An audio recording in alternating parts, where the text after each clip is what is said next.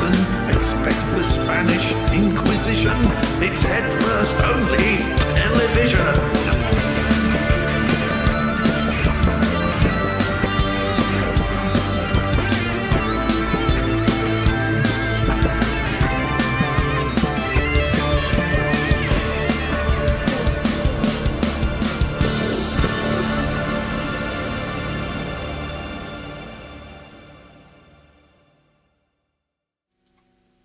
Good evening, good evening, good evening. It's Thursday, the 3rd of December. Let's get the information out of the way. It's 60 days until form arrives, but we'll cover that in more detail on Sunday's show. How is everybody? Good evening to French Doge, who was the first on the chat this evening. Hello to Array of Emotions and Ryako Music. Hello to Atitlan66. Hello, Richard. Got loads of stuff to share with you all tonight. Lots of stuff going on. As Atitlan says, enjoying Iris. Oh, yes. That is one hell of a synthesizer. I'm really, really impressed with it. But we'll cover that in more detail in a bit. First of all, let's get the housekeeping out of the way. Hello, everybody. Hope you're well. Hope you're safe. It's been kind of a scary day round here. There was a massive explosion in the port of Avonmouth, which is down on the mouth of the, strangely enough, the mouth of the Avon that leads into Bristol under the Clifton Suspension Bridge. Looks like a company that shares the site with Wessex Water on their sewage works to create biomethane for buses had a bit of an accident. And there was a loud bang, and unfortunately and very sadly, there are 4 people dead, which is shocking. There are regularly large explosions at Avonmouth. That's not the first this year, but if I'd been listening out for it, I'd have heard it here, because it's not that far away.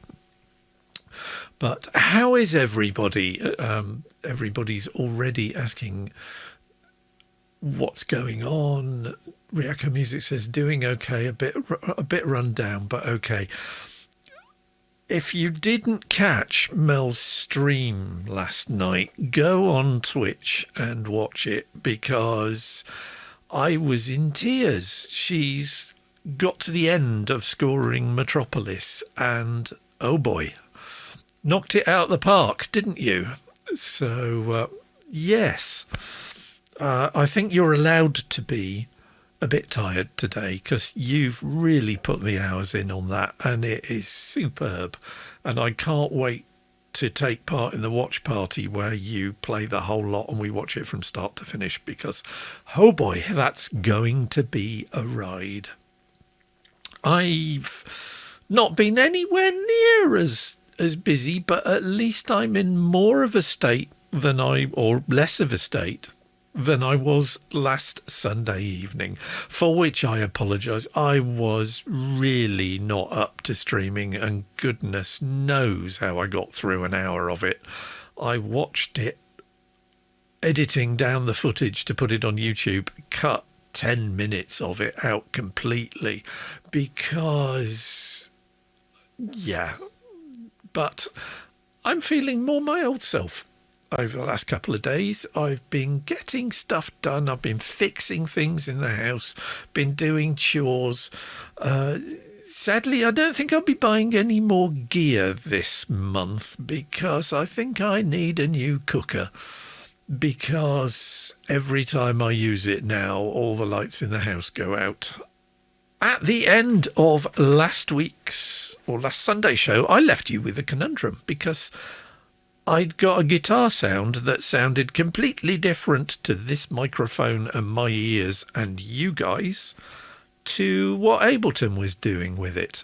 And I think I've figured it out. I think it was literally I was pushing it too hot into the audio interface, and it was introducing really interesting harmonic distortion, but it wasn't interesting in a way that I was interested in terms of the track.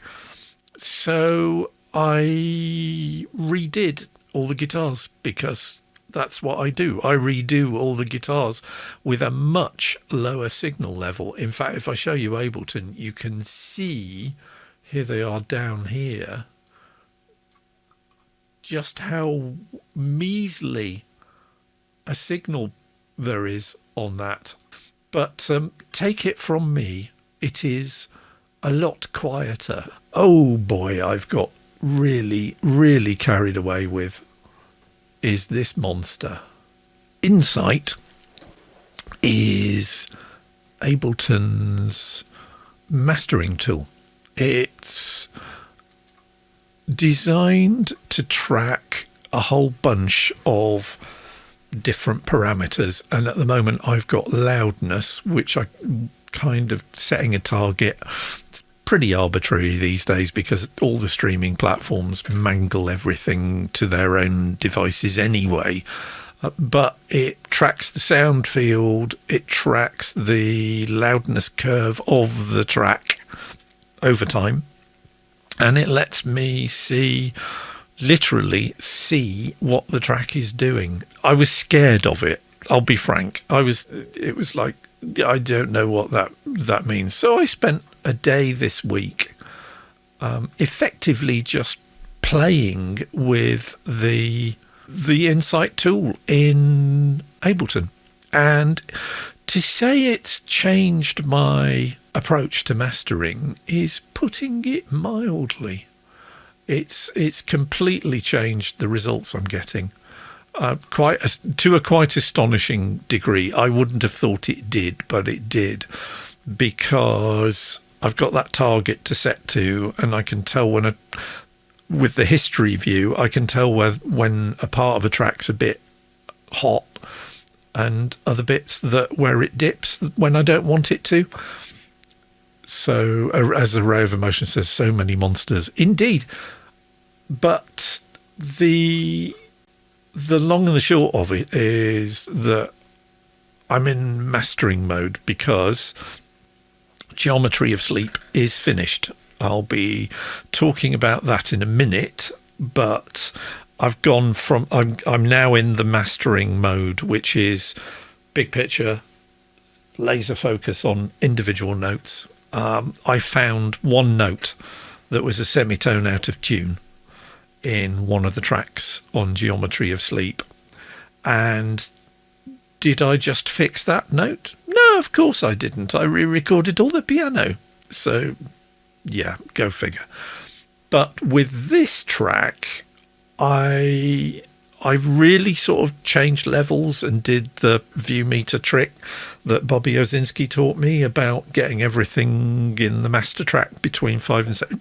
Long and the short of it, this is what it sounds like now.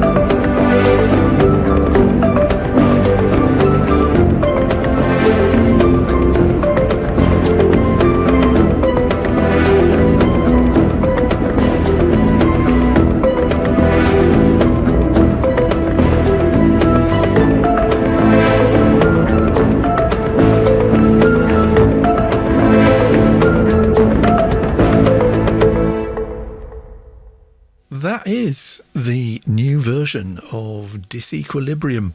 It's even got shaker on it. And good grief, the Ableton shaker sample that I used for that, I had to edit it. It was way off the beat.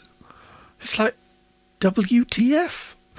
But I'm very, very pleased with that now. So, despite saying, yeah, I'm going to ease off on the musicking for a while, that's going to be track 2 on my next album, which at the moment I'm planning on releasing for Christmas.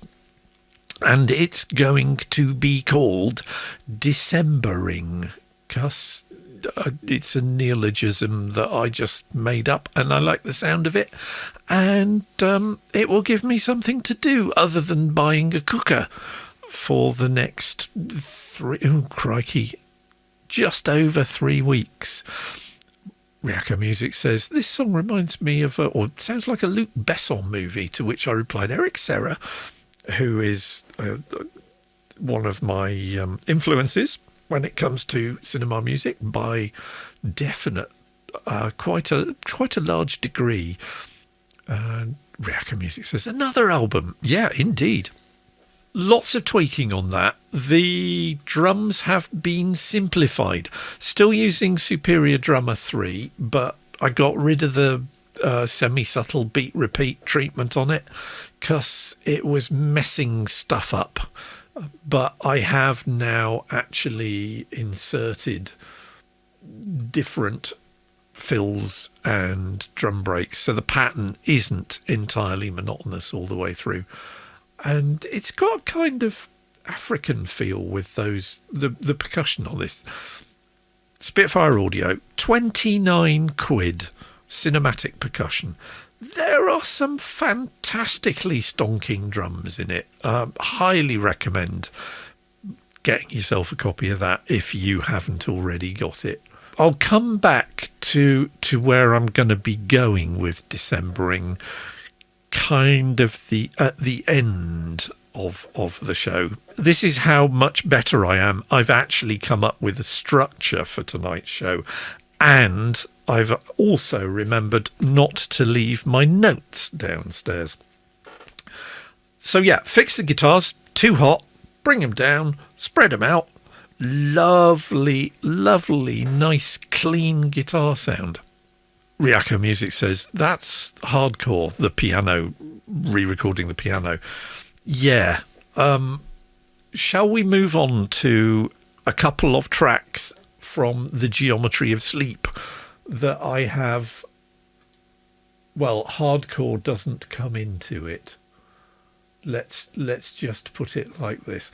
Let's start by going to track 11 from the Geometry of Sleep, which, if you remember, is called Restored, because this is about waking up in the morning refreshed, ready to face the day and the trials and tribulations that it's, not going to happen. I follow the wonderful writer, author, science fiction novelist Dave Hutchinson on Twitter, or Davy Six Toes, as he calls himself on Twitter. And I can't remember what day it was this week, but I got up and there was just a tweet from Dave, and it just said, okay, going back to bed. And that was the whole tweet. And I absolutely get that. And yeah, after Sunday night show, didn't get out of bed until 11 o'clock in the morning. I was absolutely knackered. Ryako Music says, so what happened to resting, lol? As Mel commented in the chat earlier, I find it very difficult to switch my mind off. Array of Emotion says, be honest, did you ever consider closing the album with the most annoying alarm clock you could find? I actually did something like that about 8 or 9 years ago for form, and I've probably still, well, I'm me. Of course, I've still got the WAV files of it. And it was a montage of every clock that I could find in the house making a noise. At the time, I didn't have a cuckoo clock, but yeah, there's a lot of noise. But yeah, I think that was. I mean, I even got rid of the ticking clock. I decided that even just the little ticks with the 60 beats per minute track, too much. But after my triumph in establishing that the guitar sound with disequilibrium, which we've just listened to, sounded a lot better, I came to this track, which is the one, if you remember, that has rather a lot of guitar tracks on it. And again, I'm in the mastering stage, so it's going from wide angle view to laser focus on individual bits, and I've been lying in bed before going to sleep or attempting to go to sleep with the headphones on, listening to the entire album from start to finish to see if anything stood out that annoyed me. And there's 59 minutes and 30 seconds of the album, so that's quite a lot of listening. And every time I got rid of something that annoyed me and tidied up the mix and made it sound better, that allowed other more buried annoying things to drift to surface and annoy me still further. To which point I have recorded or re-recorded almost all the guitars on this track and changed the melodies and all sorts of stuff. So I'll play you it now and you can see, and then I'll talk you through which bits I've changed. But if I just say Brian May, that should probably cue you up as to which bits now sound completely different. Restored.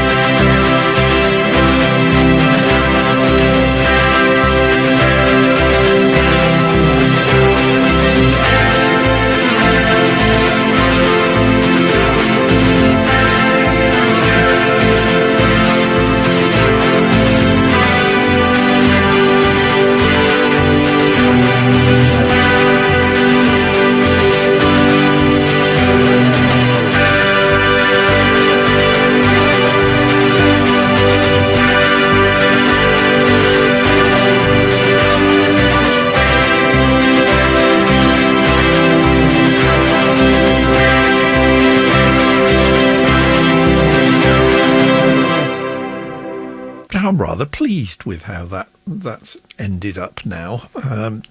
People enjoying the rhythms. Yes, the marching guitars completely redone, and exactly the same thing as with disequilibrium. You look how much smaller the amplitude of the waveform on that display is, about a third of what it was to start with. And I got a little bit obsessive because the original version of the rhythm was really, really, really scruffy. I really, really wasn't happy with the original recording of the guitars. So I re-recorded them all and tried very hard to get them as absolutely clean as I could. So if I play the marching guitars sub rhythm or sub mix, this is what it sounds like.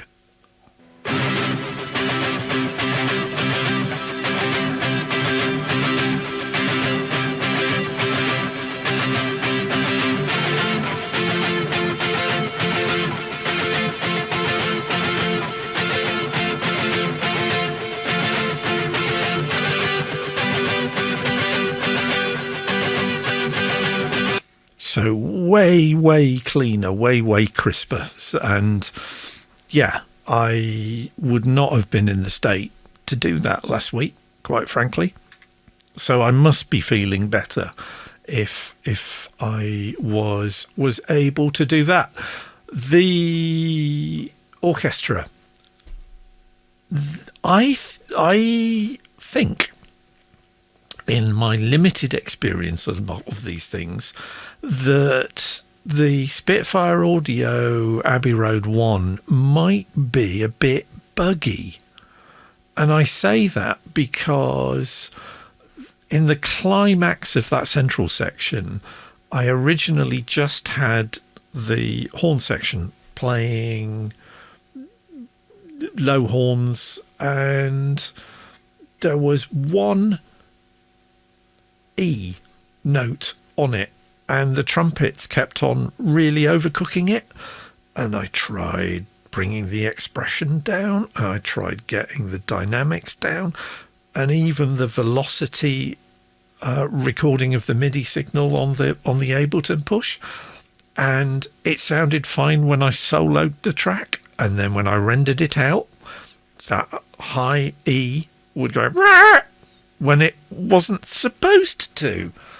Really, really, really bugging me. And in the end, I just caved in. It was like, okay, I'll just put more trumpets in so that it doesn't stand out. But yeah, it's just that one E, and just playing it on the keyboard occasionally, it would just suddenly overcook it. Bizarre. But I quite like the way that's turned out. So I think that one's done. Now, again, we were saying about the hardcore stuff. Anxiety Dreams. Let's load Anxiety Dreams up, because that's the other one that I have really, really gone to town with. And if you remember, when I originally recorded it and I did the old cinematic piano and backwards Korg,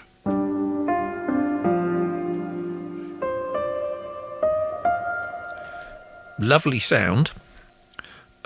Chris wasn't particularly paying attention when he set up the Ableton template when he started to record this track, because the cinematic piano had recorded in mono, which was a bit of a bugger. But yeah, as I was saying, I found one note about there that was a semitone off, and I tweaked it in the MIDI signal and then thought, you know what, I'm just going to do this again. So I ended up re-recording all the piano and then listening to it and thinking, you know what, that really needs remixing. And once again, I've got insight slapped on this, which made a tremendous difference. And so here's the challenge. See if you can spot where the semitone different note has been fixed. This is Anxiety Dreams.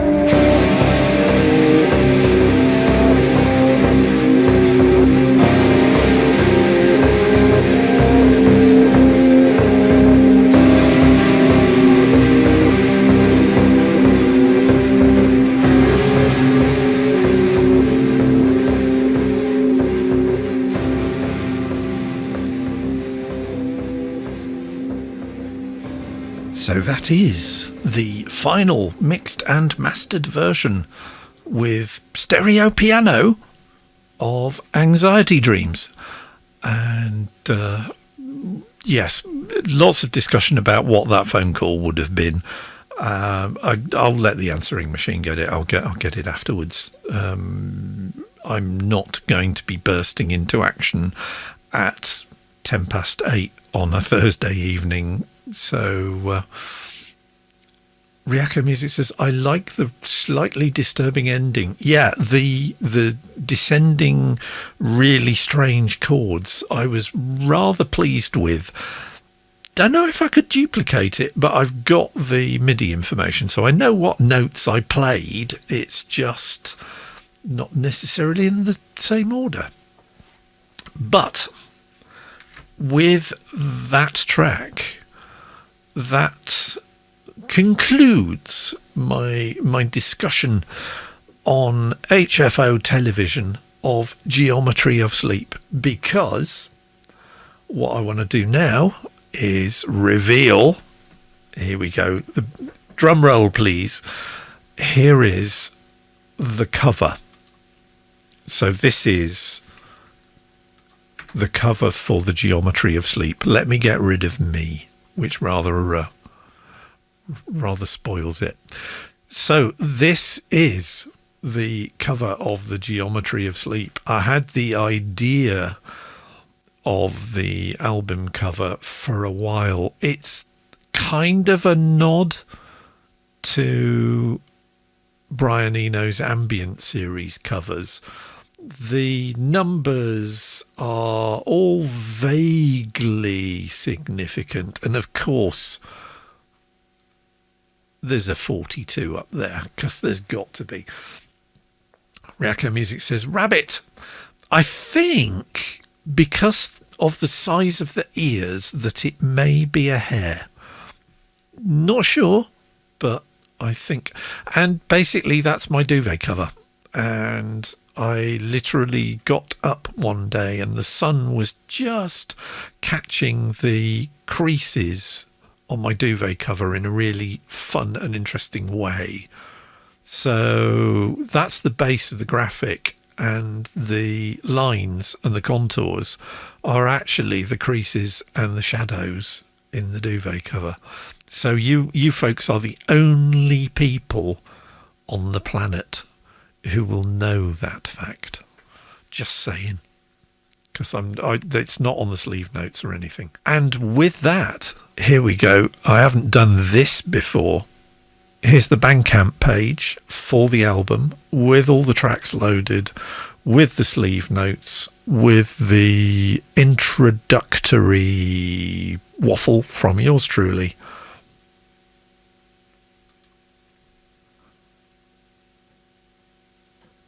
Is now published.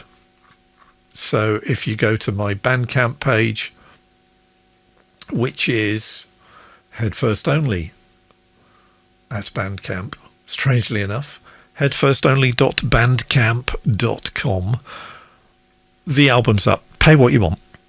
If you do pay, might I ask that you don't buy the album until tomorrow lunchtime-ish if you're in Europe, because it's Bandcamp Friday. And what that means is that from 8 a.m. UK time tomorrow morning until 8 a.m.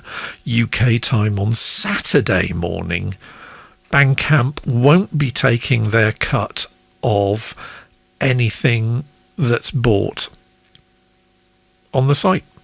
So, but yeah, if you want to download it for free, go get it right now. It's up, it's published, it's done.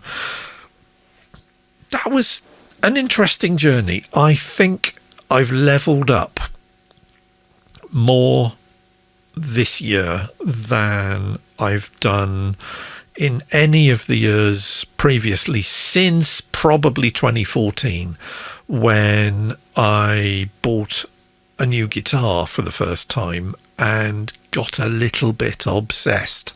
And that's when I bought this Black Star amp as well. And that did rather change my guitar sound.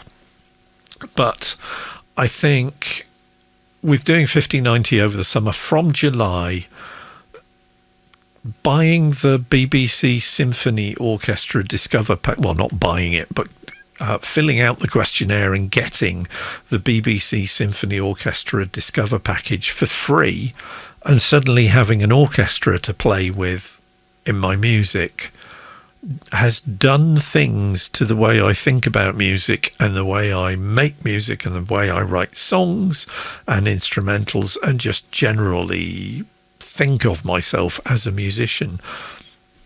I'm not the same musician I was at the beginning of the year. And in fact, the banner up there is for an Eric Tulpas, which is the last album that I bought out. And that album I actually released on Spotify and Amazon and iTunes and all the rest. All the income that I'm getting from an Eric Tulpas is coming from Bandcamp. So I'm just going to do Bandcamp albums from now on, I think. And I think I will probably end up releasing an album a month if I can sustain it. That's kind of the idea. Atticlan 66 says, the orchestral stuff definitely seems to have opened doors for you. I know, right? I did not see that coming.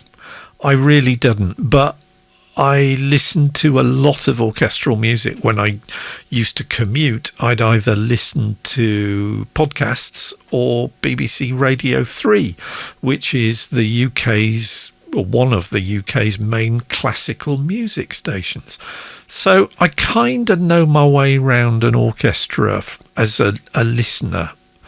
But discovering, as the package is so aptly named, discovering what an orchestra can actually do from a compositional point of view has been a fascinating journey that I've been on for the last 3 months.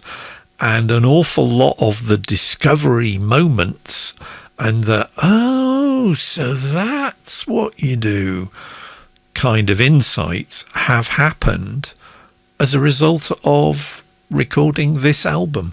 So I think this album is going to be kind of a favourite of mine. I mean, well, it already is, to be fair. Ryako Music says, what aspect of your music making do you feel has changed the most? It's more the sort of gestalt element of it. It's the fact that what I'm doing now seems to cohere in a way that my other stuff didn't.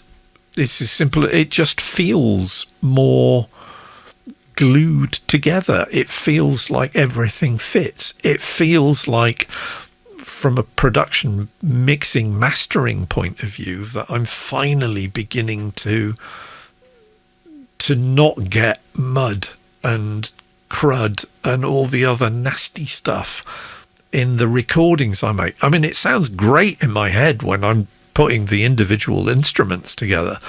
And in the past, there have been tracks that I think, this is really going to be great. And then when I've mixed it, it's, oh, that's kind of not how it sounded in my head. Whereas with these tracks, I think I'm beginning to get the version that I can hear in my head onto disc. Simple as that. If that is a simple thing, I think it probably isn't a very simple thing, but that's kind of where I've gone with that. So yes, Geometry of Sleep is over at headfirstonly.bandcamp.com for your listening pleasure. And if you want to just put 0 in the how much you want to pay field, it's absolutely fine with me. What I've said on the sleeve notes is that for people who do download it, if they don't pay anything, it would be really nice if they followed me on Twitch. But you guys already do, so there's that. Ryako Music says, I don't know what that means. Oh, Gestalt. It's how things work together to become something bigger. So it's like the whole is greater than the sum of its parts type things. It's also, you get into Gestalt psychology, which was a thing.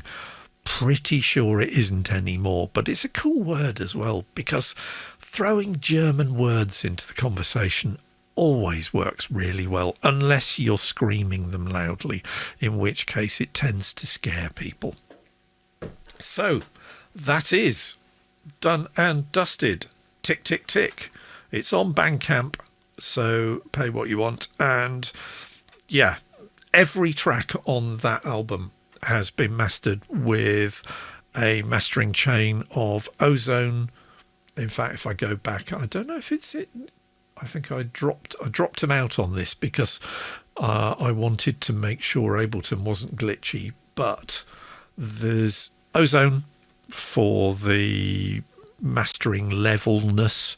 There's tonal balance control, so I can get the EQ curve right, and then Insight because I wanted it to be a standard sort of 14 LUFS loudness units full scale, consistently across the board. Because in the past, when I've burnt myself a CD of an album, you see the different blocks of the individual tracks, and there'll be a couple that are suddenly, you know, a few dB quieter than the others. And I really got quite obsessive about following that little Insight reading to make sure that it was as consistent as I was prepared to make it without driving myself completely insane. I came close, but yeah, so there we go, done, published. How about that? So that was the main thing. Yeah, other news. There is more news. I posted it on Facebook and a bunch of you liked it. So yay, well done, says Ryako Music and Wobby123. And Array of Emotion says, I think Gestalt is still a thing in design and user experience, by the way. Okay, I'm going to have to Google that. That's going to send me down the rabbit hole or the squirrel hole. So, yes, very, very definitely. I'm just going to fire up a new live set because there are... I picked up a couple of toys this week, let's be fair.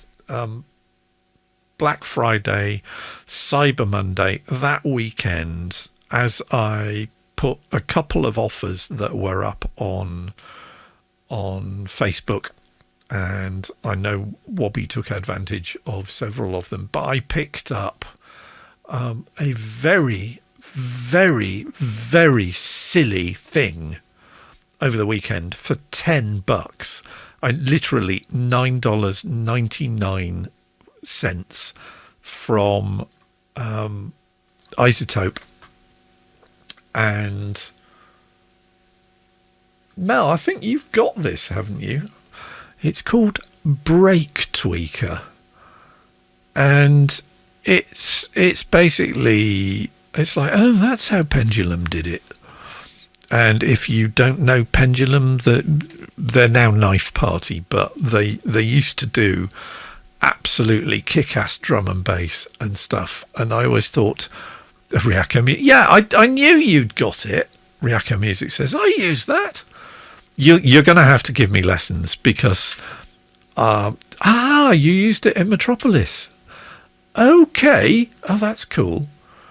So, I mean... So if I push a button on here, aha, that's why. There's a large button which says click here, and I was completely ignoring it. So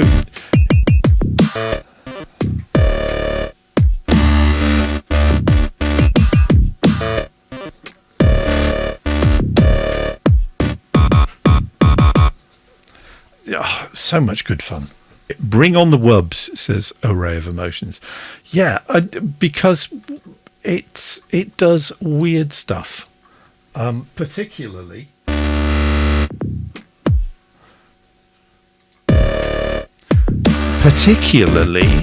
when you can actually hack things about.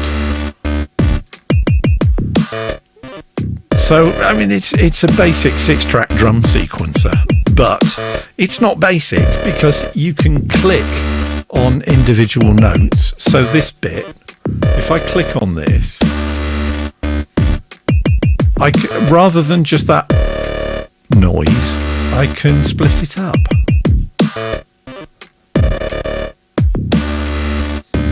And I can make it slow down, or speed up.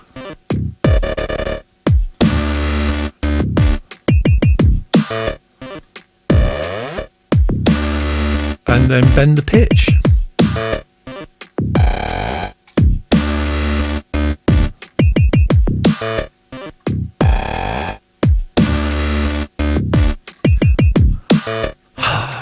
So Atitlan66 says, ready for January's dubstep album. Oh, hell yes. I am so there for that. Not bad for $10. But the other thing that I picked up this week, and weirdly, this one I had to install twice, because when I installed it the first time from Spitfire Audio's Spitfire Audio app, it installed it and I was playing about with it. And then the next day when I came up and ran the Spitfire Audio application, it said, oh, you haven't installed this yet. There is a new Labs instrument and it's beautiful. It's guitar harmonics. There was about a gig and 3/4 of stuff to download. There are some beautiful sort of weird pad type sounds. So let's just go through them. So here's the first one.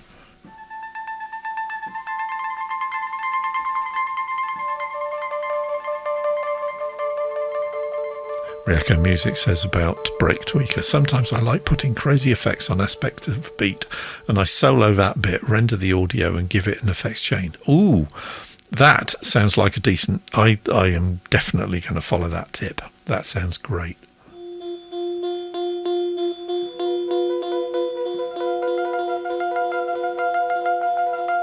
Isn't that nice? A glass cabinet. I am all over this one as a pad. I am just going to be using this so much for ambient tracks.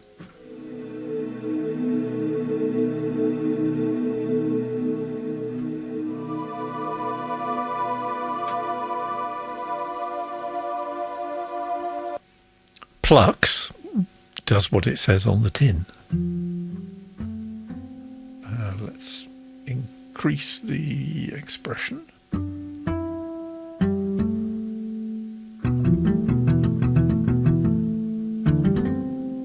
So you even get some nice plectrum noise in that. Reverse pluck. It's possible. Reverse pluck too. Bit more expression. Stops sounding like a guitar at that point. More like a sort of English horn, actually. Soft plucks. Very soft with that at 0. Let's try that. Again, a bit piano-y.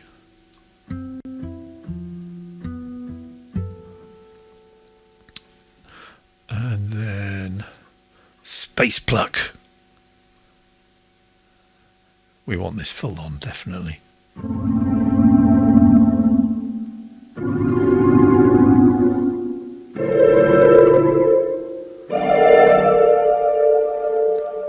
Ryaka Music says, I'm quite particular about my kicks and snares. I'm just quite particular in general. And it shows in your music. You know, you've got to be particular about stuff if you want it to sound good.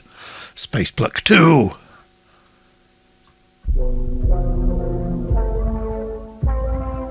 It sounds kind of like a weirdly submerged piano.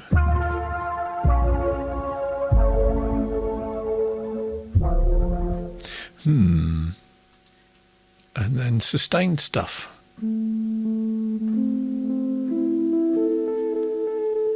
Slap a ton of reverb on that and you're away.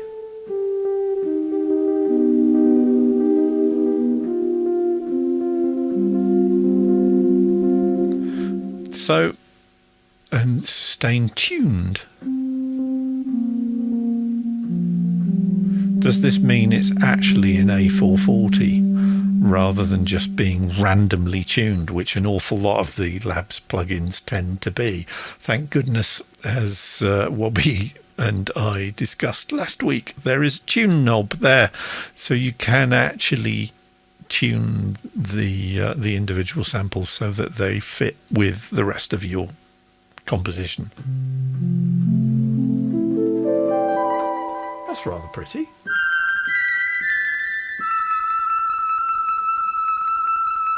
Oh, listen to that tape flutter.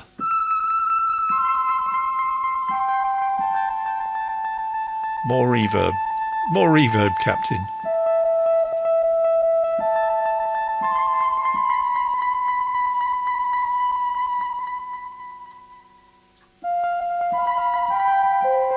Well, that's pretty. Slap all the reverb on them. Hello, Juha. Januaris joins us from Finland. Yeah, I like that one. I like that one up. So, yeah, we're just discussing Spitfire Audio's latest Labs plugin, which is called Guitar Harmonics. And that was it. So there's a couple of decent paddy-type song instruments there that I can use. Maybe not at the top end. But that's not bad.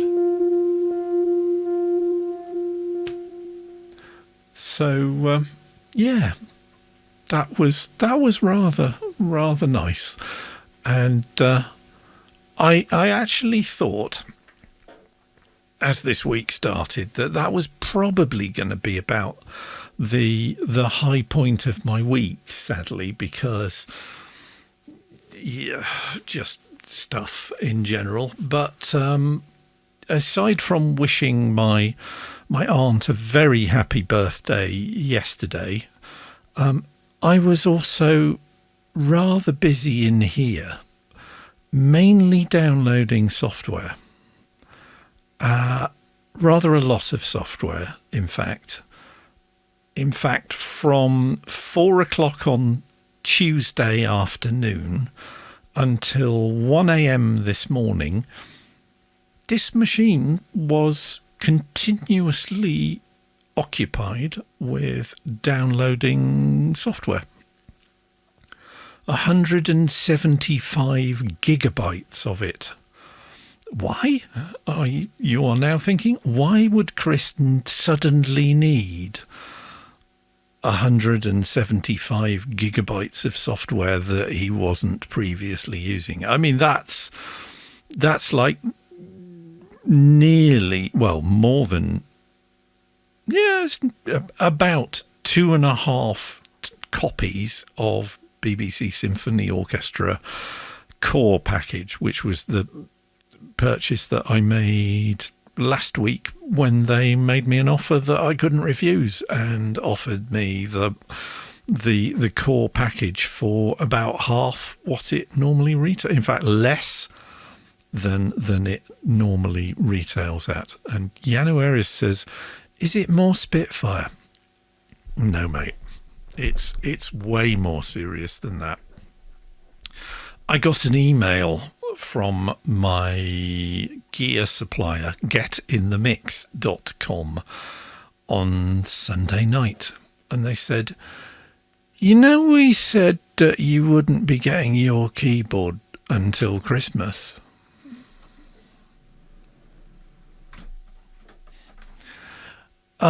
It's arrived and we've just shipped it.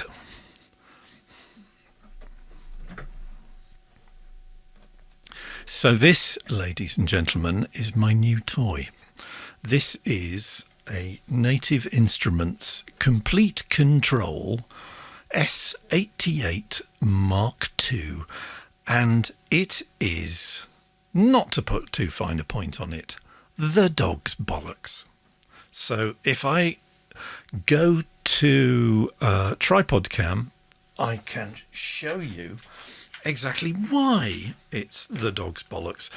So first of all, I now have to go to my freshly organised folder of Native Instruments plugins and load something called Complete Control. Reacco Music says, "Bitch, I'm so jelly." Atitlan says, "That looks rather nice."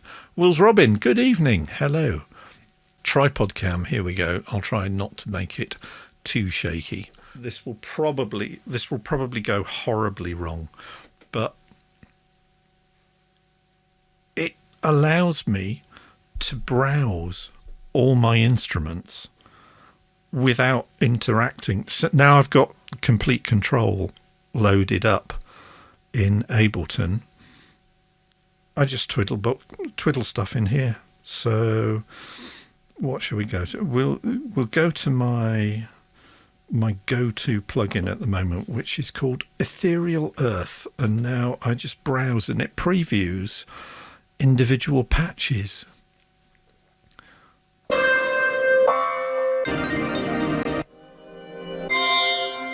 So when I found one I like, so this patch is called Any Subway in Europe. I just hit that. So now I can play it.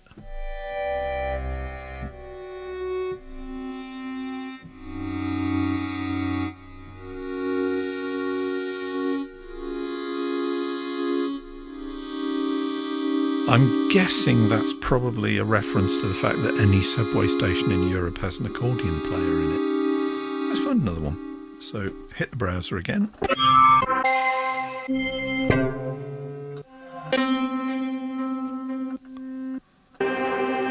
That's quite nice. City of Industry. So load that.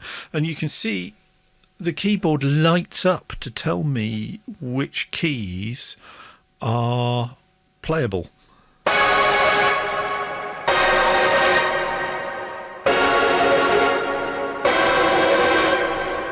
I think we can spice that up a bit. So what I can also do is add an effect, and I can use any of my ozone effects or waves plugins like Mondo Mod or Ozone or whatever else. But what I'm looking for is Realm, which Native Instruments gave away last Christmas as a free gift to people running Native Access. So now I can browse Realm for settings, and I've now applied the bonkers reverb on Realm to the patch.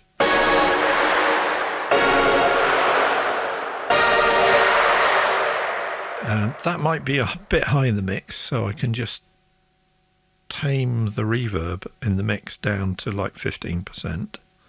There we go.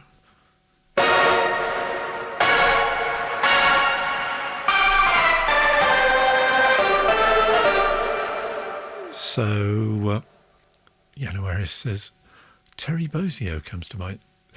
Oh, January says, I think there's going to be a full drum set that Chris can still fit into this year. But what is a full drum?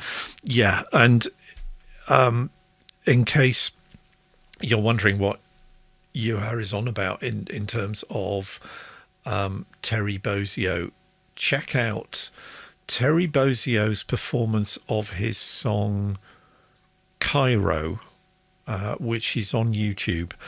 The man has more drums than most entire drum shops do, because he plays them melodically. He's a monster of a drummer, and no, I will not be buying a drum kit. Apart from anything else, I don't need to. I got quite a few drum kits in that software download that I was talking about. So from 4 p.m. on Tuesday until 1 a.m. this morning, I was downloading stuff that I can use with this. And that includes Abbey Road 60s drummer, Butch Vig drums, There's a couple of other more obscure sort of drum kits, and yeah, let's go back. So we've got a really strange thing called Kinetic Metal, which looks very, very pretty. So that's actually a sampled antique rotary phone. And if I show you the screen, you can see how mad it looks. I mean, what?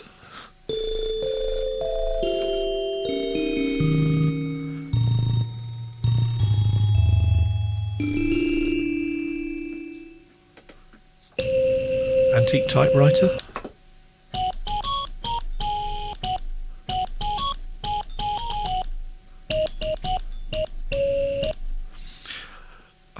Ryako Music has basically summed it up as saying so much cool shit. Yeah, it is kind of dating. I've had it for a couple of days, and I've got to the point where I can actually work with it and record tracks. So the first track on Decembering, which is still in a very early state, I use this, and I barely touched the keyboard or the mouse in terms of using it. But some of the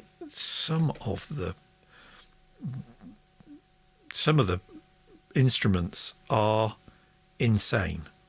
So this this instrument, whatever you want to call it, is called Cuba. And it's like, okay, that's nice. That'll be, like a bunch of instruments that I can play.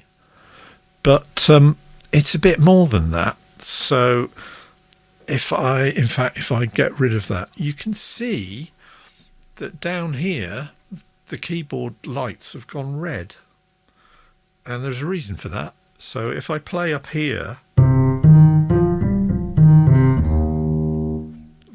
that's the bass. So this is the Cajon Ensemble. So again, the red lights have moved. Up here they're green, up here they're blue, then they go purple, and so there's basically loads of different keyboard zones. So in the middle, it's percussion. In the blue bit, it's bongos. Purple, shakers, magenta, and then down here,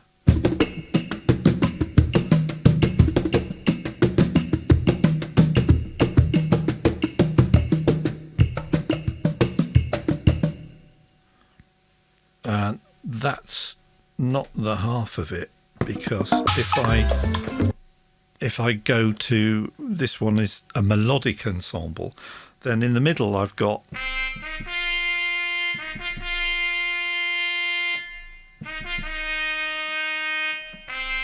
and I can modulate the expression on the trumpet.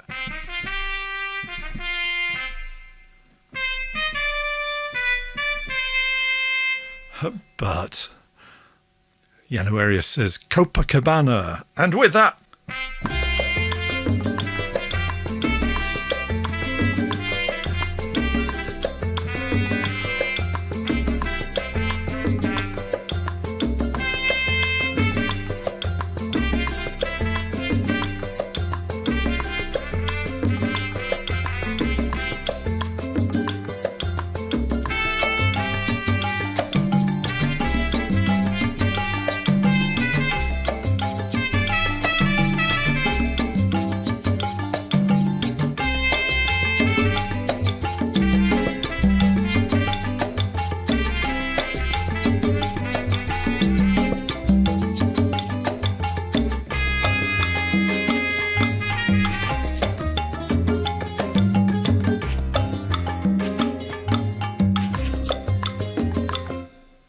and yeah, when I discovered that, what B123 exactly, John Shuttleworth, eat your heart out. Can you imagine Graham Fellows being let loose on something like this? Although he probably has got stuff like this at home because he's a musician. He knows about this stuff. But I loaded that, and when I figured out what it did, I was, what? So yeah, I was away. So you can see why I've been in kind of a better mood this week. Has been mainly to do with this thing, and just going, okay, I've got it. What am I going to do with it? Hence the sudden decision. Well, not sudden decision. The decision to basically do an album a month, I think. And I've said this before. I'm at the point now where I've got this stuff. What's the point in having it unless I use it to make pieces of music that I can just make people or offer to people as a way of making life suck a little less than it does at the moment. So I'm going to be putting out albums on Bandcamp on a monthly basis.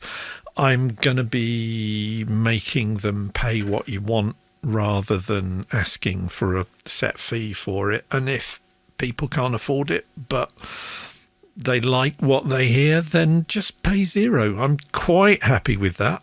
And yeah, that's the game plan. So effectively what this means is that my studio upgrade as of 1:00 this morning is done. I've got everything that I planned on doing done. And I've been planning this for years. And yeah, the amount of stuff that, because I bought Complete 13 and I got it for much less than it goes on the website because I registered this, and they said, "Oh, would you like a deal?" Riako Music says, "Studio sorted." Atitlan says, "Saw John Shuttleworth at the Big Chill one year. I've seen him as John Shuttleworth. I've seen him as Dave Tordoff, Laser Screeder from the Doncaster area.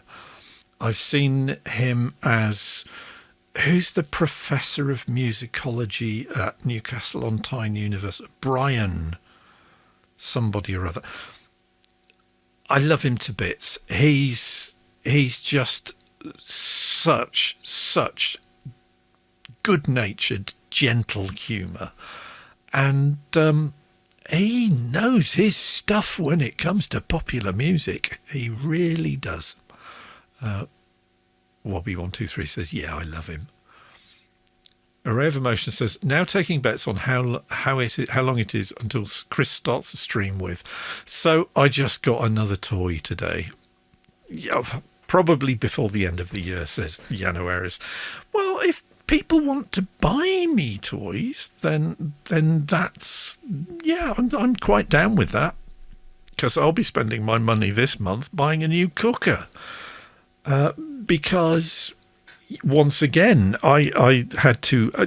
I didn't entirely spend the last 3 days downloading software, because when I turned the cooker on, all the lights in the house went out.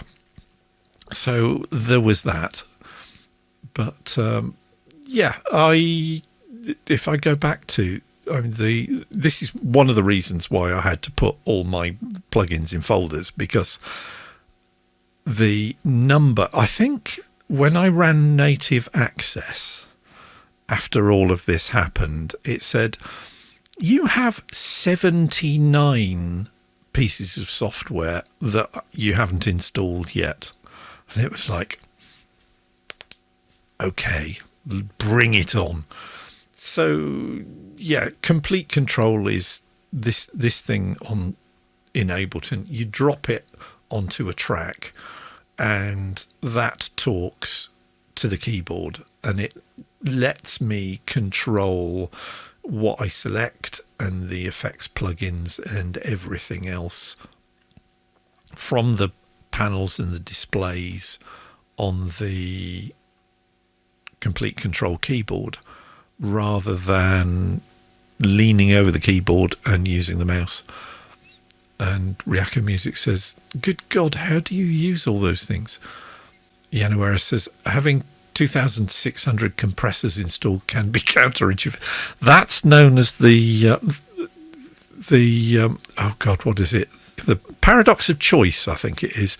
You have to limit your number of choices that you can make to no more than 3 or 4, and most salesmen will give you 2-3 options at the max to choose from. So 2,600 is not going to result in a decision because you're just overwhelmed by it all.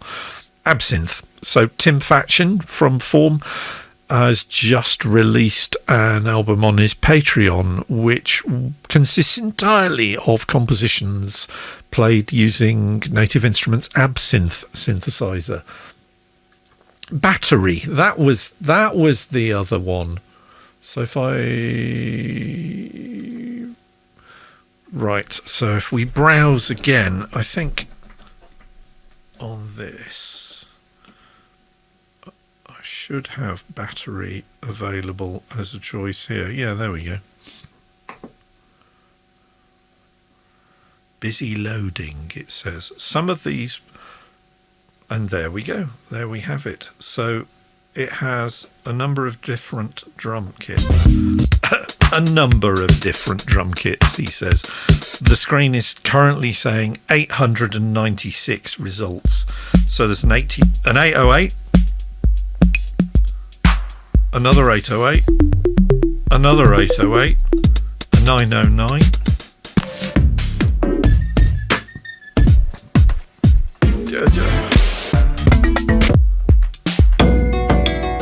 an Algerian Whispers kit.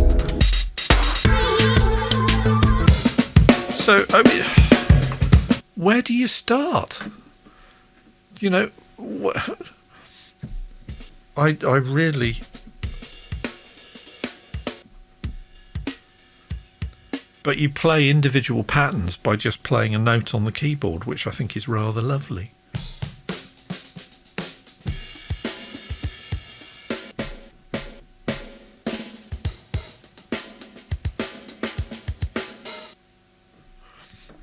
Yeah. So Yanuera says, so what you said about choices, I mean, yeah, I know, right? Wills Robin says, at the beginning, 1 a day.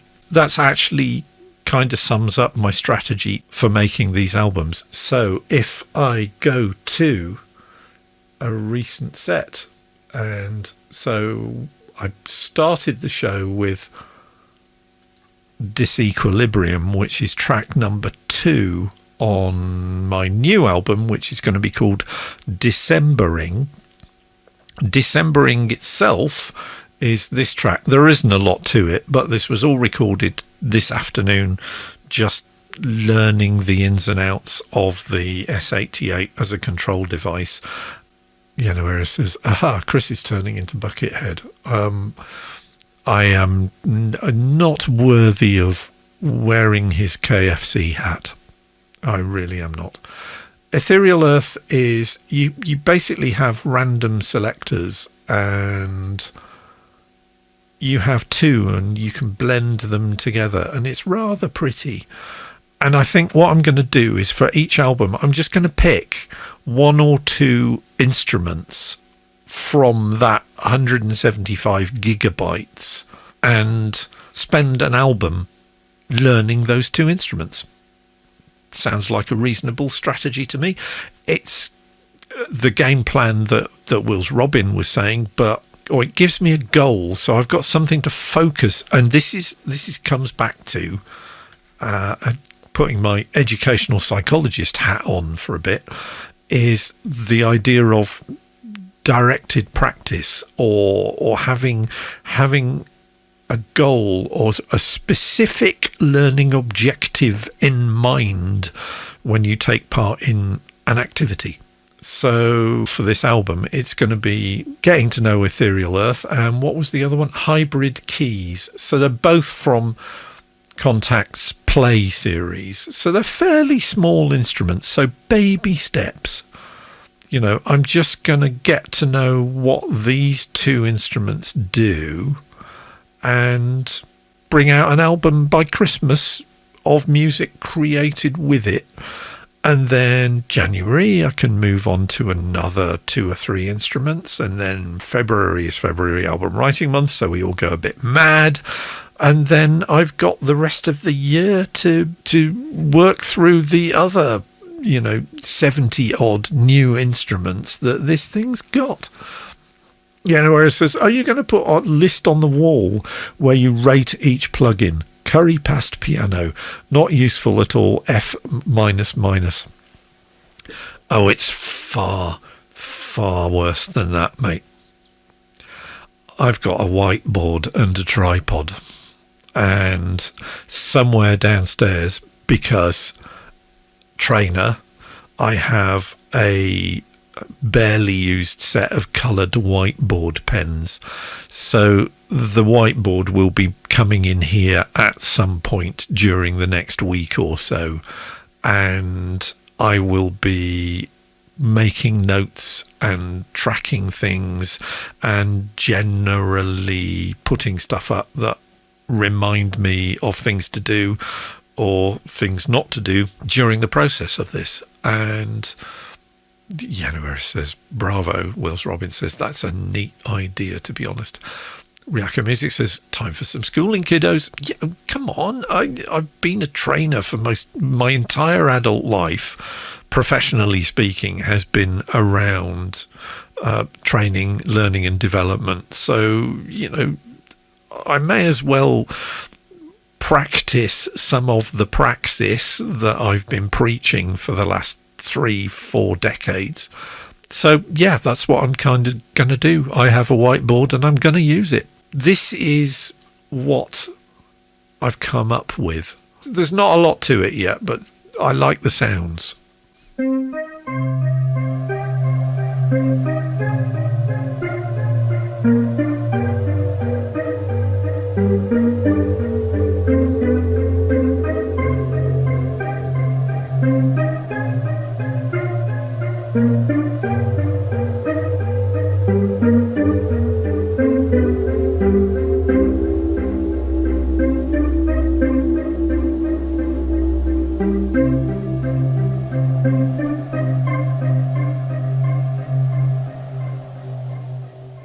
So yeah, there's not a lot to it at the moment. January says somber. Mate, you should see the weather here at the moment. Somber is not the half of it. So yeah, it is a bit melotronic. I don't know. There's a high frequency white noise on the Ethereal Earth patch, which I think may bug me. So I might keep it, I might not. But exactly, Yanoware says, you've got to create your own weather with the music. Indeed. Woo, Copacabana. Yeah, I think that'll be when the days start getting a bit longer again now. But it's going dark here by 3:30 in the afternoon, which kind of sucks. But yeah, at least that means I don't feel guilty about shutting myself in here. Where it says, ooh, 3:30. Yeah, I bet it's like 2:00 where you are because Finland. But you also get the gorgeous long summer evenings that go on past midnight because Finland. That's the game plan, is teaching myself a bit more of all of these things a little bit at a time. It's like, how do you eat an elephant? One chunk at a time. And how do you get to Wales in a mini? You chop them up into really, really small pieces. Ryoko Music says, the darkness makes me want to sleep. Yanuar says, right now the duration of the day here is 4 hours and 24 minutes. Oh my goodness me. Ryako, I have been doing nothing but sleeping, says Januaris. I'd be hibernating. I really... And as Robin says, I don't eat elephants. And Ryako Music says, Januaris, that's nuts. Finland, Scandinavia. I got a certain element of that when I was doing a lot of work with the Norwegian Air Force many years ago, but that was a little further south, I would think. But yeah, Norway in November, early December, it's a bit brutal, although one of the guys I was working with was able to bicycle his way to and from work over the fjord because it had frozen, and it was frozen enough that he could quite happily cut 15 miles off his cycle to work by just cycling directly across the field on the frozen ice. I said, don't you ever worry about it giving way? And he says, oh, no, you can hear it when it's about time you need to stop. I was like, okay. January says there's this thing called Carmos that happens above Polar Circle where I grew up. The sun doesn't rise at all, and you get like a month of that. Ugh. So there we have it. Oh, no, there was one other thing. You remember I was having trouble with my slideshows, putting my trainer hat, or keeping my trainer hat still on, and I was grumbling about LibreOffice. And I think I found a bug, because Windows and the Asus boot ROM on this machine know that that's monitor 1 and this is monitor 2. But if I go into LibreOffice, LibreOffice has got the monitor assignments backwards. So when I said I want my slide presentation on monitor 1, it goes, oh, well, that's this one, not that one. But it does mean that HFO TV will now be able to feature bug-free, he said rashly, slideshow presentations using LibreImpress, which is available free as a download. And after finding that bug, I can see why it's free. From the LibreOffice site. Don't spend your money on Microsoft Office. You don't need to. January says it doesn't bother me because it's always been like that. I guess you get used to, as January says, during summer the sun doesn't set for a month. You just grow up thinking that where you are is normal and what you do is normal, and we're into the whole psychology of culture and national culture and all sorts of other stuff, which I could bore you to tears with talking about, because that's kind of what my specialism was for the last 5 years, of developing training for reflecting people's cultural traits and assumptions back to them in a way that makes them think, oh, didn't realise this. Wills Robin says, LibreOffice only gets better in time. Not the best one for Word docs, though. Yeah. January says, I've heard it's pretty good on Linux. Saying this is a long-time GNU Linux user. I'm currently on Windows. Yeah, I've got a little netbook that I bought 15 years ago, and running Linux Mint on it, it's still fine. It's still rocking. It originally came with Windows 2007, or Windows 7, which isn't even a thing anymore. But I just download a new distro of Mint on it, chuck it on a memory stick, and 5 minutes later it's go, there you go. And it all works. It's faster now than it was under Windows 7. But I have put a solid state drive in it since then. January says, I did buy Microsoft Office, but I have mostly ever used Google Docs. And the whole software as a service deal, like Office, like Creative Suite with Adobe. It's like, whoa, I want software that I've paid for, that I know is not suddenly magically going to disappear if the company goes tits up. And there was one of these online music companies. Do you remember that at the end of last year, where people had actually mailed all their CDs to this company with the idea that the company would then make all their music available in the cloud? And of course the company went tits up, and not only did the people lose all the online cloud-based versions of their music, they also lost all their CDs. There's a moral in that story somewhere. Ryako Music says, whoa. And Yanuera says, imagine if Microsoft just went bankrupt. And we're into the whole, what makes a business too big to fail? Because that sort of thing could happen. I mean, you think of, what was it Next?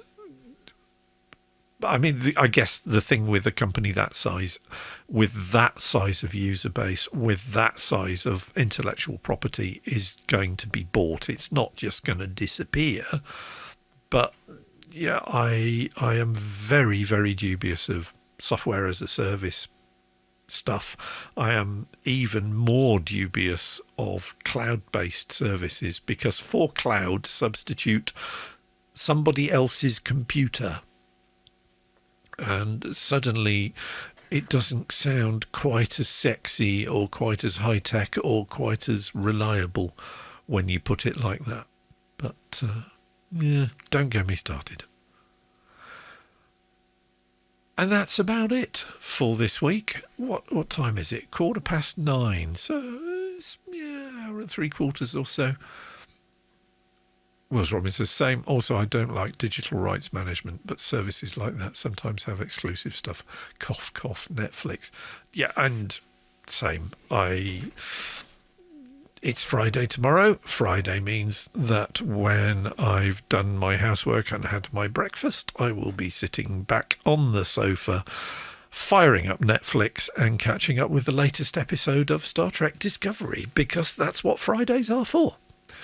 Array of Emotions said, did you hear about Amazon going down and then a bunch of people couldn't use their doorbells anymore? Oh, next door neighbour has one of these Amazon doorbells, and they're a security risk. It's like, no.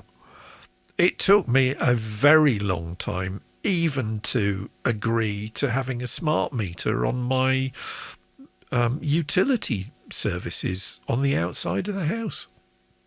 January says, speaking of cloud services, Steam Calculator tells me that my Steam game collection is worth 14,989 euros. 288 out of... So basically you've bought 1,275 games since you joined Steam, and you've only played 288 of them. Yeah, okay. At least with this stuff and with the software, I intend bloody well using it all. So all the synths got used on Geometry of Sleep. I don't think the Telecaster or the Aria, which are... So I don't think the Aria got used. I don't think the Telecaster got used, and the Fretless didn't get used. But the JD and the Squier Telecaster and the Godin, that one there, all got used, and all the ones in the rack down there. Everything in there got used, and the Fly got used. And yeah, it's all about using the stuff you've got. And that is going to be my challenge for the next 12 months, because I now have 175 gigabytes of stuff that not only have I never used, I have no idea how it works. So it'll give me something to keep me occupied, won't it? And I guess I will bring you up to speed with how things progress with working my way through all this stuff. And I will bring you up to speed with how I'm getting on with the new album, which is going to be called Decembering. And the plan is that I'll release that for Christmas. So that will be December's release. Will be Decembering. It'll be on headfirstonly.bandcamp.com. And just to remind you, for those of you who joined maybe a bit later than the rest, the Geometry of Sleep is done. It's published. It's available right now on Bandcamp. If you're downloading it free, which you're more than welcome to do so, then you can grab it right now on headfirstonly.bandcamp.com. If you want to pay money for it, I would ask that you wait until after 8 a.m. tomorrow and do it between 8 o'clock tomorrow UK time and 8 a.m. Saturday UK time, because it's Bandcamp Friday, and that means that Bandcamp will not be taking a cut of revenue for sales that take place between the hours of 8 a.m. UK time on Friday and 8 a.m. UK time on Saturday morning. Ryako Music says, when are you going to rest, Chris? That's at the moment, I think it's going to be next week. I feel a lot better than I did. I've got new toys to play with, which is always enthusing. Array of Emotions says, how much is Bandcamp's usual cut? I think it's normally, is it about 10%? So what they normally do is they give you the full revenue from X number of album sales, and then the next album sale goes to them. So it's a bit patchy. So there you go. Januaris has found all the things. So yeah, it's free to run an account. It's free to put content up there. You can put shitloads of content up there, and they don't charge you for storage, which is another reason why I don't use SoundCloud anymore, because why would I? Because with Bandcamp, I can put stuff up there and monetize it. And I do monetize it, which is lovely. But as Januaris has posted, the revenue share is on sales, which is 15% for digital, 10% for merch.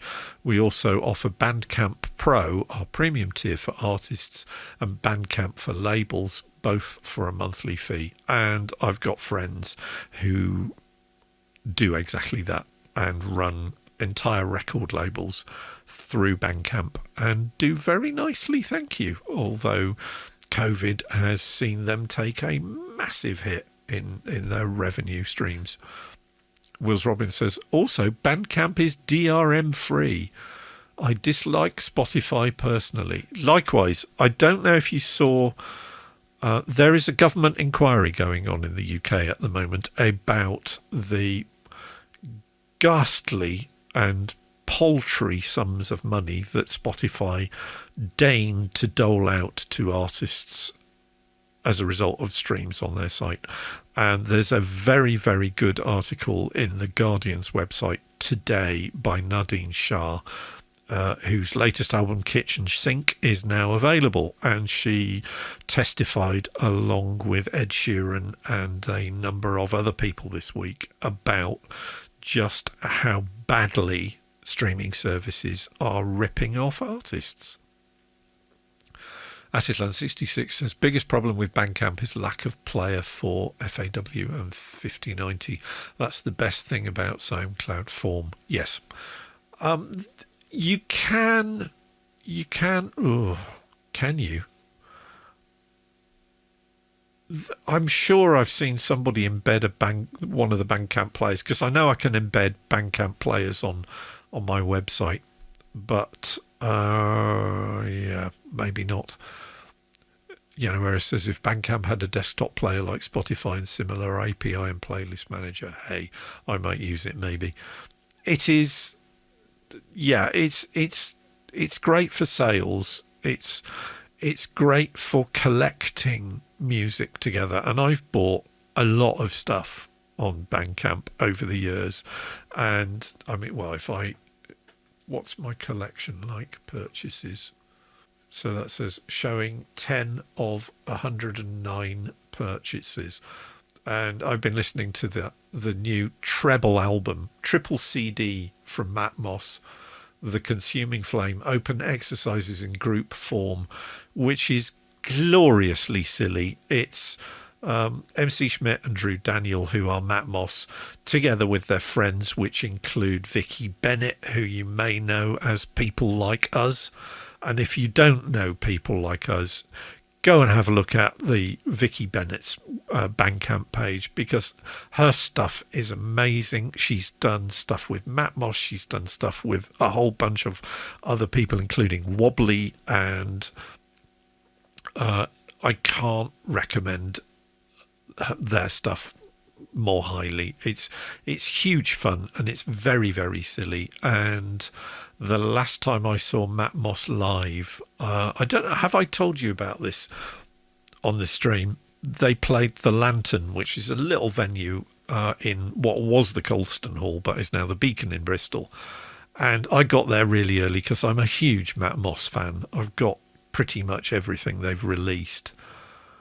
And Drew and Martin were sound checking, and they plugged something into the wrong output, and this blast of white noise filled the room, and I literally took off my seat. And I think they'd noticed, because there is one part during the set where they sample a plucked a roll of gaffer tape. So one of them unrolls the gaffer tape, and then the other one plucks it, and they sample it, and that then gets mixed into the rhythm track. And the gaffer tape was getting longer and longer and longer, and then he just made eye contact, and then reached down and handed me the roll of gaffer tape, and then got me to walk down the back of the auditorium until we had like 40 feet of gaffer tape, and we were playing it like a bass guitar. It was huge fun, and that still sticks in my mind as one of the most enjoyable gigs I've ever been to. And if you're not familiar with Matmos, the Vespertine album by Björk is basically Björk and Matmos, and highly recommended. So yeah, I've got some really, there's a lot of Marcus Reuter's stuff here, because Marcus is a friend, which includes Stickmen and Gary Husband as well. I'm a huge fan of. They Might Be Giants release a lot of stuff on Bandcamp that you can't get anywhere else. And Laura, who lives down the road, aka Pen Friend, has also brought out a lot of stuff on that as well. And big shout out to the one and only Ergo Fizmiz, who, if you're not familiar with Ergo, Pete Murphy from February Album Writing Month is another huge Ergo fan, to the point where Pete has actually recorded covers of some of Ergo's music. And yeah, if you've not come across Ergo Fizmiz, you're in for a treat. I have an album of his which is effectively brass band, i.e. tuba, euphonium, trumpet and everything else, glockenspiel, toy piano and stuff, that sort of instrumentation, playing covers of Aphex Twin songs. It's great. And yes, so big shout out for Bandcamp, and as January says, you can also find me on Bandcamp. It's my fave, says Rieko Music. So, let's close that down. That is pretty much it for this week. As I said about 20 minutes ago, but apparently it wasn't 20 minutes ago, but it is now. So I'm going to continue with playing with this beast and being hypnotized by the banks of lovely multicolored LEDs that change color when you load different instruments and do all sorts of strange things. It's really good. If you load some of the weirder non-Western musical scale oriented instruments into Complete Control or Contact, the LEDs on here, only the keys that fit the scale of that instrument light up. So you can teach yourself how to play in obscure non-Western, i.e. not pentatonic or harmonic minor or Dorian or whatever else, but really, really unusual and interesting sounding scales, modes, whatever you want to call them. It's that's something that's I like things where you kind of learn stuff almost by osmosis, in that it's not put forward as a feature of why it is you're using that particular function, but with that function being there, the result is that you go, oh yeah, that note's not in that scale, and it's like, okay, didn't see that one coming. Ryako Music says that was awesome. It really is. So yeah, lots to keep me occupied. Hopefully that should result in some new music by Sunday. If it doesn't, then I'm sure we can find something else to discuss on Sunday, when we will continue the countdown to February album writing month. So remember, once again, at the moment, it's just 60 days. So less than 2 whole months, because if you think December and January both got 31 days in them, that's less than 2 months until February album writing month gets underway. And we're all going to be totally fired up for doing that, aren't we? Yano says, 60 days to learn all my new instruments and play your 990 odd games as well. You've got to do that by February, because you won't be able to do it in February. Maybe I'll do something besides sleeping, says Januaris. I think sleeping is going to be a luxury for you, mate, if you're going to meet those deadlines. Really think so. Januaris says, I'll never play those games. Why did you buy them? I have bought 1 or 2 games in my time that I've played the first 3 or 4 levels and just thought, nah. And the last time I did it, it was a game called Senua's Sacrifice. I bought it on Steam and it looked amazing. And as a technological achievement, it was unparalleled. And it was like, wow. And I played it for about a week and sucked so badly at it. I don't think I've used Steam since. Where it says, yeah, Cyberpunk 2077 coming out. Oh, God. Yeah.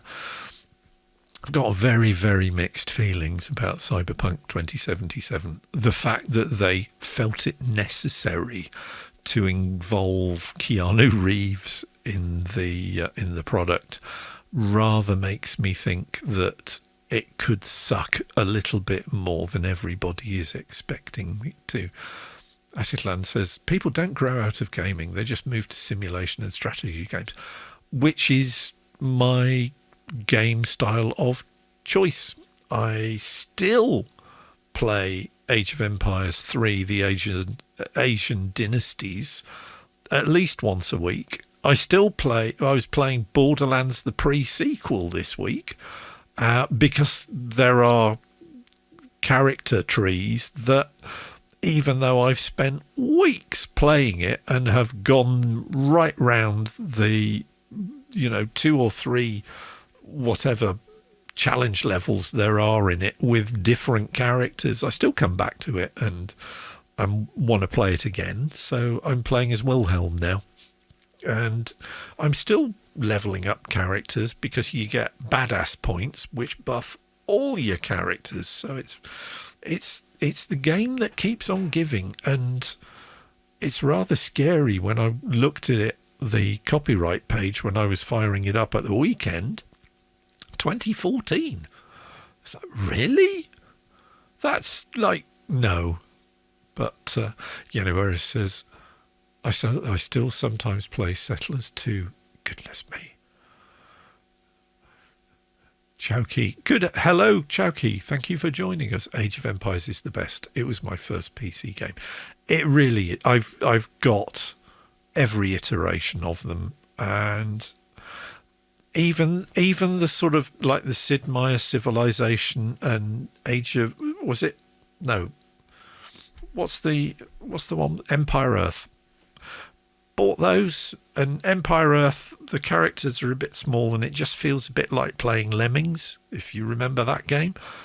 And Sid Meier's Civilization just was too complicated, but I started with Age of Empires, got them up, Age of Empires, Rise of Rome, Age of Mythology, Clash of the Titans, or was that a film? And all the Age of Empires 3, and it's still glorious. And my original copy quite happily plays in 4K on my system downstairs.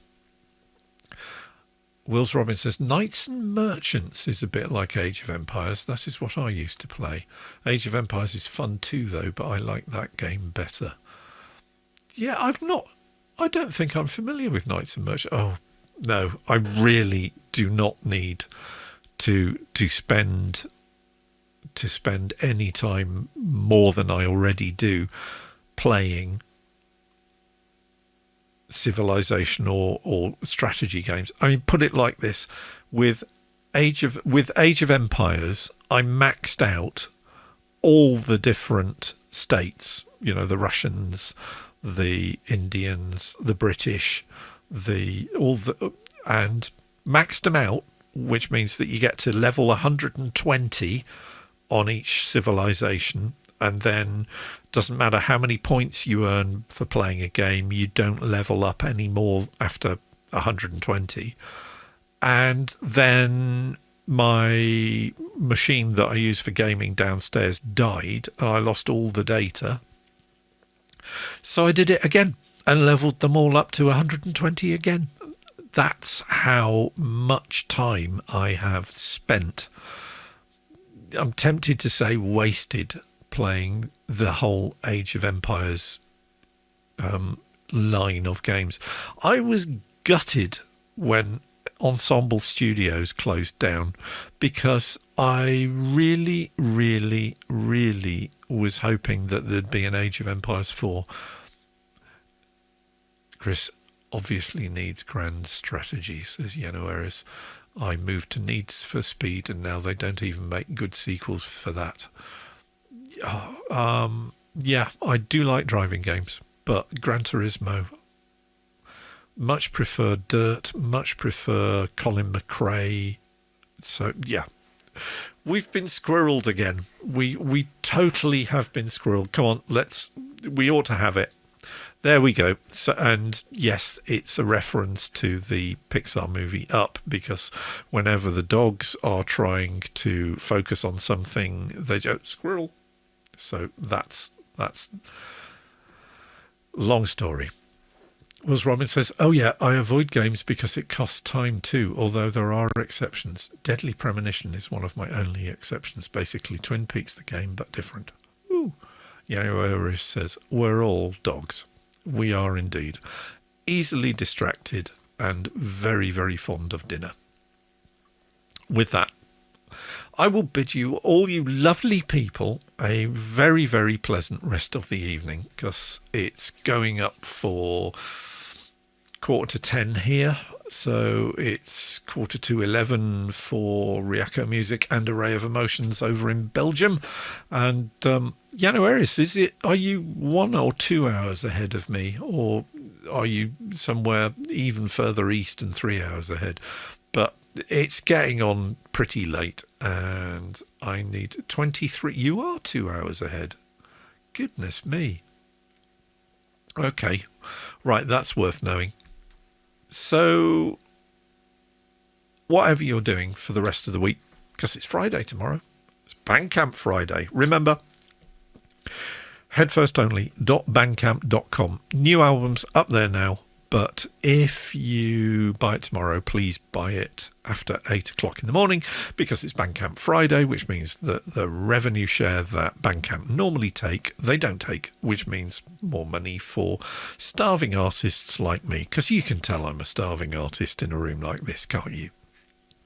I will be back on Sunday night at 2100 GMT, which is 2200 Central European Time, which is 2300 Eastern European Time for Juha over there in Finland. And Eris is starving all the way to the pantry. Indeed. Maybe a little snack before bedtime. I will be covering progress on February album writing month, i.e. how many days it is until it starts and what we're going to do about it on Sunday's show. But until then, wherever you are, please look after yourselves. Please look after each other. Wear a damn mask. And stay well, stay safe, stay sane. And I will see you on Sunday. Good night all. And Riako Music says, Chris is hustling. Gotta hustle. Cheers.